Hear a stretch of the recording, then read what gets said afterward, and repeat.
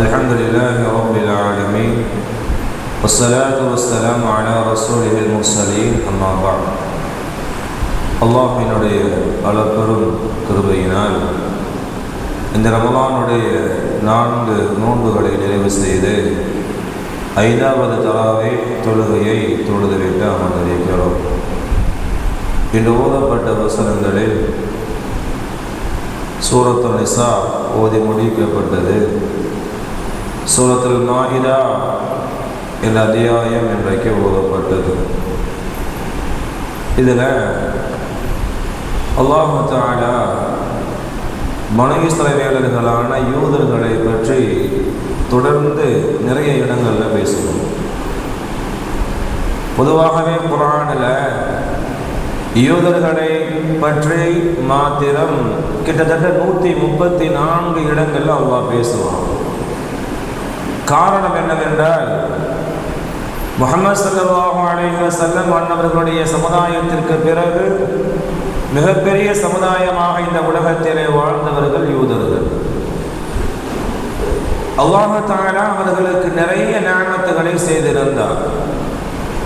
இன்றைக்கு ஓதப்பட்ட வசனத்தில் கூட ஹதரத் மூஸா அலைஹிஸ்ஸலாம் அன்னவர்கள் அந்த யூதர்களுக்கு அல்லாஹ் அவர்களுக்கு செய்த நிஅமத்துகளை எடுத்து காட்டியதை அல்லாஹ் பேசுவார். இப்படி சொல்வார்கள், وَإِذْ قَالَ مُوسَى لِقَوْمِهِ يَا قَوْمِ اذْكُرُوا نِعْمَةَ اللَّهِ عَلَيْكُمْ மக்களே, நீங்கள்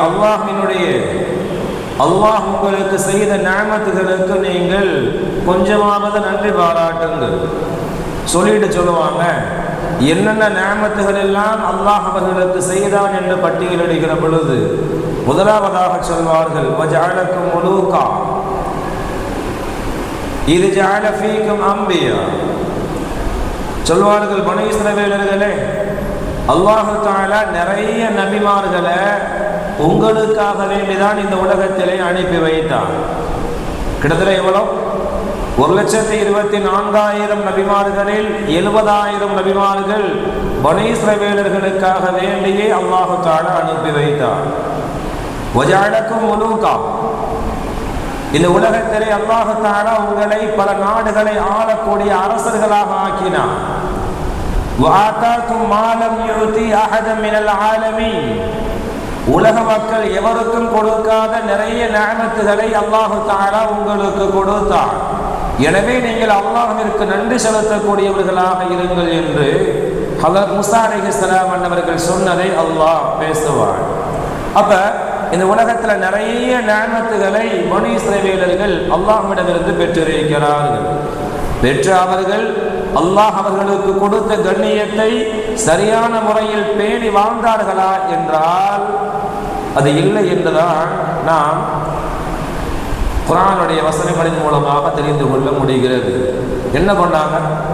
அதே அல்லாஹ் தஆலா இந்த ஓதப்பட்ட வசனத்தில் சொல்லுவான், ஃபபிமா நக்லிஹிம் மீசாகஹும், பனூ இஸ்ரவேலர்களான யூதர்கள் அல்லாஹ்வுடைய விஷயத்தில் செய்த உடன்படிக்கைகளை எல்லாம் முறித்தார்கள். உடன்படிக்கைகளை முறிப்பது என்பது யூதர்களுடைய பழக்கம். அன்றிலிருந்து இன்றைக்கு வரை அதுதான். இன்றைக்கும் நான் பார்க்கிறோம் இல்லையா? பலஸ்தீன் விஷயத்திலே சண்டை போடுவாங்க, திடீரென்று அமெரிக்கா உள்ள போய் சமாதானம் பண்ணி வைக்கும், ஒரு உடன்படிக்கை செய்து வைக்கும். செய்து சில நாட்களிலேயே அந்த உடன்படிக்கையை உடனடியாக அந்த யூதர்கள் முறிப்பார்கள். பார்க்கிறோமா இல்லையா? அல்லாஹ் சொல்றான், உடன்படிக்கைகளை அவர்கள் மீறுவார்கள், முறிப்பார்கள். அல்லாஹ்வினுடைய அத்தாட்சி என்று தெரிந்தும் அதை அவர்கள் மறுப்பார்கள். அல்லாஹ்வினுடைய அத்தாட்சி என்று தெரிந்தும் அவர்கள் மறுப்பார்கள். ஈசா அலைஹிஸ்ஸலாம் அல்லாஹ்விடமிருந்து அற்புதமான முறையில் இந்த உலகத்திலே மரியம் அம்மா வயிற்றிலிருந்து அவர்கள் பிறந்தார்கள் இல்லையா? அற்புதமான ஒரு குழந்தையை அல்லாஹ் தஆலா இந்த உலகத்திலே மரியம் அம்மையாரின் மூலமாக பிறக்க செய்ததை, அது எவ்வளவு பெரிய அற்புதம்! அது எவ்வளவு பெரிய அத்தாட்சி! அது அல்லாஹ்வினுடைய அத்தாட்சி ஈசா என்று தெரிந்தும் வேண்டுமென்றே யூதர்கள் ஈசா நபியின் மீதும் அவர்களுடைய தாயார் மரியம் அம்மையாரின் மீதும் அவதூறுகளை சுமத்தி அல்லாஹ்வினுடைய அத்தாட்சிகளை மறுத்தார்கள். யூதர்களுடைய இன்னொரு பண்பை அல்லாஹ் சொல்கிறான், எந்த விதமான நியாயமும் இல்லாமல் நபிமார்களை கொலை செய்யக்கூடியவர்களாக இருந்தார்கள். நபிமார்கள் அவர்களுக்காக வேண்டி அனுப்பப்பட்டவங்க தானே. அவங்க சமூகத்திலிருந்து அவர்களுக்காக வேண்டி அனுப்பப்பட்ட நபிமார்களை ஏதாவது இவங்களுக்கு பிடிக்காத மாதிரி அந்த நபி அல்லாஹ்விடமிருந்து ஏதாவது ஒன்றை சொல்லிவிட்டால் உடனடியாக என்ன பண்ணுவாங்கன்னா அந்த நபியை உடனே தீர்த்து விட வேண்டும் என்று முடிவு செய்து சமூகமாக சேர்ந்து கொலை செய்து விடுவார்கள். கொலை செய்வதென்பது, நியாயமற்ற முறையிலே கொலை செய்வதென்பது யூதர்களுடைய பழக்கமாக இருந்தது. இன்றைக்கும் பலஸ்தீனை பார்க்கிறோமா இல்லையா? சண்டை போடக்கூடியவர்களை எல்லாம் விட்டுவிட்டு குழந்தைகளையும் பெண்களையும் ஈவிரக்கம் என்று நியாயம் இல்லாமல் கொலை செய்து கொண்டிருக்கிறார்கள் இல்லையா? அல்லாஹ் அதைத்தான் பதிவு செய்கிறார். அது யூதர்களுடைய பழக்கம். அதே போன்று அல்லாஹ் அவர்களுக்கு வழங்கிய அந்த நியமத்துகளுக்கு நன்றி செலுத்த வேண்டும். நன்றி செலுத்தாமல் அவர்கள் மாறு செய்வார்கள் என்று குர்ஆனிலே அல்லாஹ் தஆலா சொல்வார். உலகத்துல இந்த உம்மத்துக்கு கூட அவ்வளவு சிறப்பு கொடுக்கலங்க. சிறப்புனா அவ்வளவு நியமத்துக்கு. வானிலிருந்து மண்ணு சல்வா உணவை அல்லாஹ் இறக்கிறான். வானத்திலிருந்து அல்லாஹ் வானத்திலிருந்து மண்ணு சல்வா உணவை அல்லாஹ்விடமிருந்து பெற்று இந்த உலகத்திலே சாப்பிட்டவர்கள் யூதர்கள். ஆனால் எவ்வளவு நன்றி செலுத்தணும், இதற்கு எவ்வளவு நன்றி செலுத்தணும். உலகத்துல உழைக்காம 40 வருஷம் ஒரே இடத்துல உட்கார்ந்துக்கிட்டு அல்லாஹ்விடமிருந்து உணவை வாங்கி சாப்பிட்ட அவர்கள் அல்லாஹ்விற்கு எவ்வளவு நன்றி செலுத்தணும். நன்றி செலுத்துவதற்கு பதிலாக அவர்கள் அல்லாஹ்விற்கு மாறு செய்தார்கள் என்று குர்ஆனிலே அல்லாஹ் தஆலா எடுத்துரைக்கிறார். நன்றி மறந்தவர்கள் யூதர்கள். இன்றைக்கும் அப்படித்தானே. பலஸ்தீனிலே அந்த மக்கள் ஊரா தெரிஞ்சுக்கிட்டு இருக்கிறான், ஊரா நாடோடியாக சுற்றி கொண்டிருக்கிறான். அவர்களுக்கு இடம் கொடுக்க வேண்டும் என்று பலஸ்தீனர்கள் இறக்கப்பட்டு கொடுத்ததனுடைய விளைவு என்ன? இறக்கப்பட்டு அவர்களுக்கு கொடுத்ததன் விளைவு என்ன? எவ்வளவு நன்றி செலுத்தும் அந்த பலஸ்தீன் மக்களுக்கு. அவங்க ஊரா சுத்தினவனுக்கு இடம் கொடுத்து உட்கார வச்சு அவர்களுக்கும் ஒரு நிலம் இருக்கிறது என்று சொல்ல கூடிய அளவிற்கு எவ்வளவு பெரிய உபகாரத்தை அந்த பலஸ்தீனர்கள் செய்தார்கள். அந்த நன்றியெல்லாம் மறந்துவிட்டு நன்றி கொன்று இன்றைக்கு பலஸ்தீனர்களை கொண்டு கொண்டிருக்கிறார்கள் யூதர்கள். ஆக யூதர்களை பொறுத்தவரை நன்றி மாறு செய்யக்கூடியவர்கள் அல்லாஹ் குர்ஆனிலே சொல்லுகிறார். ஆக இவர்களுடைய இந்த பண்பின் காரணமாக அல்லாஹ் அவர்களுக்கு கொடுத்த கண்ணியத்தை பறித்து உலகத்தில் வாழும் காலமெல்லாம் சிறுமடைந்தவர்களாக அல்லாஹ்வினுடைய சாபத்தை பெற்றவர்களாக மாறி போனார்கள் என்று குர்ஆனிலேயே அல்லாஹ் பேசுகிறார். கண்ணியத்திற்குரியவர்களே, இங்கே நாம் ஒரு செய்தி எடுத்து பேசுவோம். என்ன அப்படின்னா, யூதர்கள் சிறுமையடைந்த நிலைக்கு காரணம் நிறைய அடுக்கிக்கிட்டே போகலாம். அதுல ஒரே ஒரு செய்தி நமக்கும் அது தேவையானது என்பதற்காக வேண்டி அதை நான் பதிவிடுகிறேன். என்ன அப்படின்னா, யூதர்களிடத்தில் தேவையில்லாத திமிர் பேச்சுக்கள் இருக்கும். தேவையில்லாத கேள்விகள், திமிர் பேச்சுக்கள். சொல்லுவாங்கல்ல, நாவை அடக்காதவர் சொல்லுவாங்கல்ல, நாவை அடக்க வேண்டும் என்று மார்க்கம் சொல்கிறது. நேற்றைய பயான கூட சொல்லும் போது சொர்க்கம் யாரை விரும்புகிறது? ஹாஃபிதுல் லிசான். ஹாஃபிதுல் லிசான், நாவை பாதுகாக்கக்கூடியவரை சொர்க்கம் விரும்புகிறது. பெருமானார் ஸல்லல்லாஹு அலைஹி வஸல்லம் அவர்கள் சொன்னார்களா இல்லையா? யூதர்களை பொறுத்தவரை நாவடக்கம் என்பதே கிடையாது. அல்லாஹ் ஒரு விஷயத்தை சொல்லுவான், அதுக்கு மாத்தி பேசுவாங்க. அல்லாஹ்வினுடைய நபி ஒரு விஷயத்தை கட்டளையிடுவார், அதற்கு மாறாக அவர்கள் பேசுவார்கள். உதாரணம் ஒன்று சொல்றேனே, குர்ஆன்ல அல்லாஹ் தஆலா இப்படி சொல்வான், வஅக்ரிதுல்லாஹ கர்தன் ஹஸனா. மனிதர்களே, நீங்கள் அல்லாஹ்விற்கு அழகிய கடனை கொடுங்கள் என்று ஒரு விஷயத்தை அல்லாஹ் சொல்லுவான். அழகிய கடன் அப்படிங்கிறது என்ன? அல்லாஹ்க்கு கடன் கொடுக்கிறோம், ஏழை எளிய மக்களுக்கு நீங்கள் உதவுங்கள், ஏழை எளிய மக்களுக்கு நீங்கள் உதவுங்க, அதை அல்லாஹ் கடனாக ஏற்று அதற்கு பகரமாக உங்களுக்கு பன்மடங்காக தருவான் என்பது பொருள். அதுக்கு அர்த்தம் தானே. ஆனால் அந்த யூதன் என்ன சொன்னா தெரியுமா? யூதன் அல்லாஹ் கடன் கேட்கிறானா? அப்ப அல்லாஹ் ஏழை ஆயிட்டானா? அல்லாஹ் ஏழை ஆயிட்டான், நாங்கள் கொடுப்பதால் நாங்கள் பணக்காரர்கள், அல்லாஹ் ஏழை என்று திமிர்த்தனமாக பேசினார். அல்லாஹ் என்ன சொன்னா? அல்லாஹ் என்ன சொன்னா? அல்லாஹ் அவன் செல்வந்தன், அவன்தான் அவனியா, அவனிடம்தான் எல்லா ஹசானாக்களும் இருக்கிறது. அல்லாஹ் சொல்கிறான், நீங்கள் சொன்ன இந்த வார்த்தையை நாம் எழுதி வைத்திருக்கிறோம். அல்லாஹ் ஏல, நாங்கள் தான் பணக்காரன் என்று நீங்கள் சொன்னீர்கள் அல்லவா, இந்த வார்த்தையை நம்முடைய ஏட்டில் எழுதி வைத்திருக்கிறோம், இதற்குண்டான பரிகாரத்தை இம்மையிலும் மறுமையிலும் நீங்கள் பெற்றே தீர்வீர்கள். அல்லாஹ் என்ன செஞ்சா, இந்த உலகத்திலேயே அல்லாஹ் தஆலா அவருடைய நாவால் சபிக்கப்பட்டவர்கள் இந்த யூதர்கள், மறுமையிலும் கடுமையான வேதனை உண்டு என்று குர்ஆனிலே பதிவு செய்கிறார்.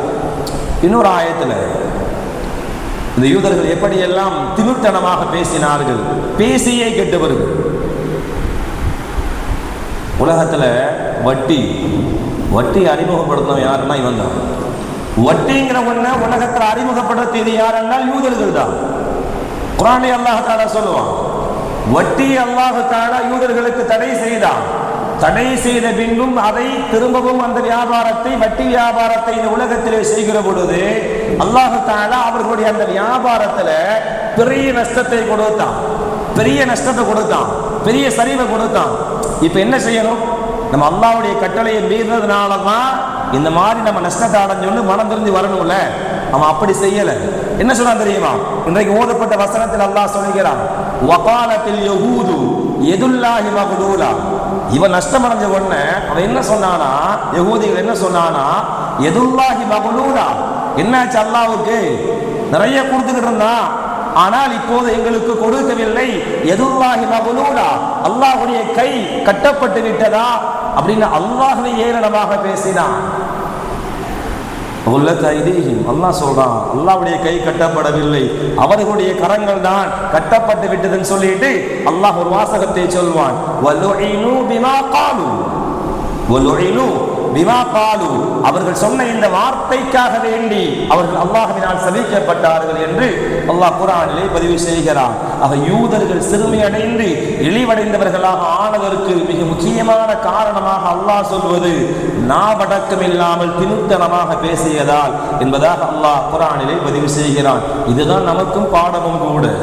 தேவையில்லாத பேச்சுகள் என்ன செய்யக்கூடாது, பேசக்கூடாது. குர்ஆன்ல ஒரு விஷயம் சொல்லப்பட்டிருக்கு, ஏன் அல்லாஹ் இப்படி சொன்னான் கேட்கக்கூடாது. ஹதீஸ் சொல்கிற பொழுது பெருமானார் ஸல்லல்லாஹு அலைஹி வஸல்லம் அவர்கள் ஏன் இப்படி சொன்னார்கள் கேட்கக்கூடாது. பேசக்கூடாத இடத்தில் பேசாமல் இருப்பதுதான் ஆக சிறந்தது. ஒரு மனிதர், வயதான ஒரு மனிதர் உடம்பு சரியில்லாம இருக்கிறார். நபி அவர்கள் பார்க்க போவாங்க, நலம் விசாரிக்க போவாங்க. நலம் விசாரிக்க போய் அவர்கிட்ட நலமெல்லாம் விசாரிச்சுட்டு சொல்லுவாங்க, லா பஅஸ தஹூரன் இன்ஷா அல்லாஹ்.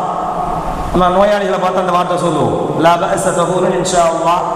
அல்லாஹ் நாடினால் இந்த நோயிலிருந்து அல்லாஹ் உங்களை குணப்படுத்தி பரிசுத்தமாக ஆக்கி விடுவான் அப்படின்னு நோயாளியை சந்திக்கிற பொழுது சொல்லணும். நபி அவர்கள் இதை சொல்லுவாங்க. நபி அவர்கள் நாவிலிருந்து இந்த வார்த்தை வர்றது எவ்வளவு பெரிய விஷயம். அல்லாஹ் தஆலா உங்களை குணப்படுத்துவான், கவலைப்படாதீங்கன்னு சொல்றாங்க. இது எவ்வளவு பெரிய துஆ இது. ஆனா அந்த வயதான பெரியவர் ஆமீன் சொல்லணும்ல, ஏத்துக்கணும்ல. அவர் என்ன சொல்லுவார் தெரியுமா? புகாரிலே பதிவு செய்யப்பட்டிருக்கிறது, கல்லா கல்லாபல் ஹும்மா தஃபூருன் அலா ஷைഖின் கபீர். இந்த வயதான கிழவனின் மீது காய்ச்சல் அதிகமாக கொதிக்கிறது, நோயெல்லாம் சரியாகாது. எது வரைக்கும் தெரியுமா? கமா குஸீரஹு அலல் குபூர். இந்த நோய் என்ன செஞ்சிடும், என்ன கபர்ல கொண்டு போய் விடுற வரைக்கும் என்ன விடாதுன்னு சொல்ல. நபி அவர்கள் சொன்ன வார்த்தை, உனக்கு அல்லாஹ் ஷிஃபாவை கொடுப்பான்னு சொன்னாங்க. அதை அவர் ஏத்துக்கிடாம அவர் என்ன சொல்லிட்டாரு, இல்ல இல்ல இந்த வயதான கிழவன் மீது கடுமையான காய்ச்சல் இருக்கிறது, இந்த காய்ச்சல் சரியாகாது, இந்த காய்ச்சல் என்னை கபரவதான் கொண்டு போய் சேர்க்குன்னு சொன்னதோட நபி அவர்கள் பட்டுன்னு சொல்லிட்டு வந்துட்டாங்க, நாம் இதன் அப்படியே ஆகட்டும்னு வந்துட்டாங்க. நாம் இதன் சரி அப்படியே ஆகட்டும்னு வந்துட்டாங்க. நபி அவர்கள் வந்ததோடு அவர் இறந்து போய்விட்டார், வஃபாத் ஆயிட்டார். கண்ணியத்திற்குரியவர்களே, இங்கு செய்தி என்னவென்றால், நான் அடக்கம், எங்கே என்ன பேச வேண்டும் என்பது தெரிய வேண்டும், எங்கே என்ன பேச வேண்டும் என்பது தெரிய வேண்டும். நாவை அடக்க வேண்டிய இடத்தில் அடக்கவில்லை என்றால் இழப்பு நமக்கு தான். அதைத்தான் இந்த ஹதீஸ் உணர்த்துகிறது. பெருமானார் சொன்னதை ஏற்றுக்கொண்டு அவர் ஒருவேளை அல்லாஹ் உங்களுடைய துஆவை ஏற்றுக்கொண்டு எனக்கு ஷிஃபாவை கொடுக்கணும்னு சொல்லியிருந்தா, எவ்வளவு பேருக்கு பெருமானார் துஆ செய்து சரியாக இருக்கிறது, எழுந்து வந்திருப்பார் தானே. அவர் மௌத்திற்கு அவரே காரணமாகிவிட்டார். காரணம் நாவை அடக்காமை என்பதாக சொல்வார்கள். கண்ணியத்திற்குரியவர்களே, அதைத்தான் குர்ஆன்ல யூதர்களை பற்றி பேசுகிற பொழுதும் அல்லாஹ் சொல்லுவான். கடைசியாக ஒரு செய்தியை சொல்லி முடித்துக் கொள்கிறேன். என்ன அப்படின்னா, யூதர்கள் பலஸ்தீனை நோக்கி அழைச்சிட்டு வந்தாங்க. யாரு?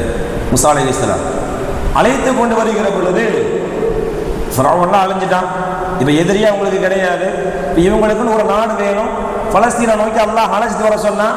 இப்போ அல்லாஹ் தஆலா கட்டளை இடுகிறான், நபியே பலஸ்தீனில் அமாலிகா என்று சொல்லக்கூடிய சில மக்கள் இருக்கிறார்கள், அவங்களோட போய் சண்டை செய்யுங்க.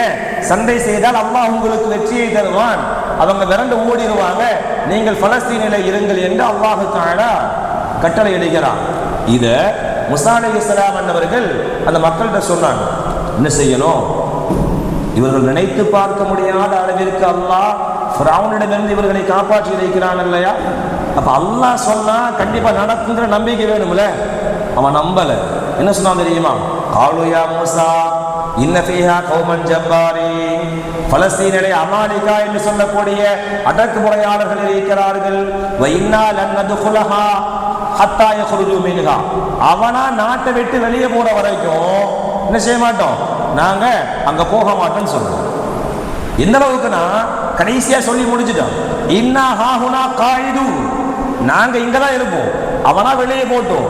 இல்லைன்னா நீங்களும் உங்க ரப்பும் போய் சண்டை போட்டு என்ன செய்யுங்க, அவர்களை வெளியாக்குங்கள், நாங்கள் இந்த இடத்தில் தான் இருப்போம் என்று அல்லாஹ்வினுடைய வார்த்தைக்கு மறுத்து பேசினார்கள் இல்லையா? அல்லாஹ் என்ன செஞ்சா, இங்கதான் இருப்போம்னு சொன்னான்ல, அங்கேயே உட்கார வச்சான். எத்தனை வருஷம்?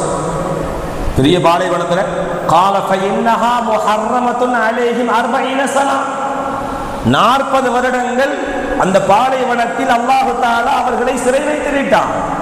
40 வருஷமா எந்த போலீஸ் ஆபீசரும் கிடையாது, எந்த மிலிட்டரியும் கிடையாது அவர்களை தடுப்பதற்கு.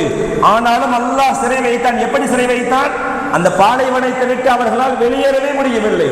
நடந்து போவாங்க, இரவாகும், தங்குவார்கள், திரும்ப மறுநாள் காலையாகிற பொழுது எங்கே அவர்கள் ஆரம்பித்தார்களோ அங்கே வந்துக்காங்க. நச்சியார் கோயில்ல இருந்து போறாங்கன்னு வச்சுக்கோங்க, மெட்ராஸுக்கு போகணும், விழுப்புரம் வர போயிட்டாங்க, நைட் ஆயிரும். சரி தங்கிட்டு நாளை காலைல பக்கத்தில் வந்துருச்சுல்ல போயிடலாம் நடப்பாங்க. தங்கி எழுகிற பொழுது மீண்டும் நாச்சியார் கோயில். இப்படியே 40 வருடங்கள் அந்த பாலைவனத்தை விட்டு வெளிவர முடியாத அளவிற்கு அல்லாஹ் அவர்களை சிறை வைத்து அந்த ஜெனரேஷனை அல்லாஹ் காலி பண்ணிட்டார். இந்த ஜெனரேஷன் யாரெல்லாம் மறுத்தார்களோ அந்த ஜெனரேஷனை ஃபுல்லா அல்லாஹ் தஆலா அந்த பாலைவனத்திலேயே காலி பண்ணிட்டான். குர்ஆனில் அல்லாஹ் தஆலா பதிவு செய்கிறான். இதற்கு காரணம் என்ன? இந்த இழிநிலைக்கு காரணம் என்பது அல்லாஹ்வினுடைய வார்த்தைக்கு அவர்கள் மறுபேச்சு பேசாமல் அதை ஏற்றிருக்க வேண்டும். அப்படி செய்யாமல் மறுத்து பேசி நாங்கள் இப்படித்தான் என்று அவர்கள் பேசிய திமிரான பேச்சு அவர்களுடைய அழிவிற்கு காரணமாக ஆனது என்று இந்த வரலாற்றிலே அறிகிறோம். ஆக நாம் இங்கே அறிய வேண்டியது 2 செய்தி. முதலாவது, எந்த நிலையிலும் அல்லாஹ்வினுடைய ரசூலுடைய வார்த்தையை சொல்லுகிற பொழுது அங்கே தேவையில்லாத கேள்விகளை விட்டு நாம் நம்மை பாதுகாத்துக் கொள்ள வேண்டும். இது முதல் செய்தி.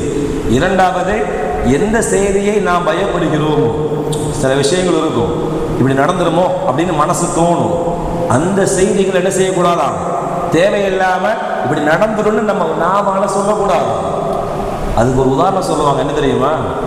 யூசுப் அலைஹிஸ்ஸலாமுடைய தந்தை யூசுப் நபியை என்ன பண்ணாங்க, அவர்களுடைய சகோதரர்கள் காட்டுக்கு நான் கூட்டிட்டு போறேன்னு சொல்லி கூப்பிட்டாங்கல்ல. அப்ப யாக்கூப் அலைஹிஸ்ஸலாம் என்ன சொன்னாங்க? அவங்களுக்கு மனசுல பயம். அப்ப என்ன பண்ணிருக்கணும்? விட்டுருக்க கூடாது. சரி பயம் இருக்குல்ல, அதை வெளிக்காட்டாமல் இருந்திருக்க வேண்டும். என்ன சொல்லிட்டாங்க?